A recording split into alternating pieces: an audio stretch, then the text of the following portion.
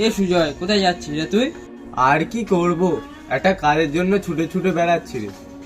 আমরা কাল পিকনিকে যাচ্ছি, তুই যাবি কি? তোরা কোথায় পিকনিকে যাচ্ছিস রে? আর কত টাকা করে দিতে হচ্ছে?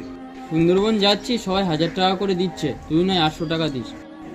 আমার কাছে 300 টাকা আছে, এটা দিচ্ছি নে। 8 টাকাটা পরে অল্প অল্প করে শোধ করে দেবো। দুরা ভিখারি বাচ্চা, তো পিকনিকে যাওয়ার দরকার নেই। ও মা, ও মা, আমাকে 500 টাকা দেবে? আমি পিকনিকে যাব। 500 টাকা আমাদের এক সপ্তাহ সংসার চলে যায়, আর তোকে দেবো 500 টাকা পিকনিক করতে? বছরে একবারই তো পিকনিকে যাব মা, টাকা দেবে না আমাকে? বছরে কোনদিন 500 টাকা ইনকাম করে এনে দিয়েছিস?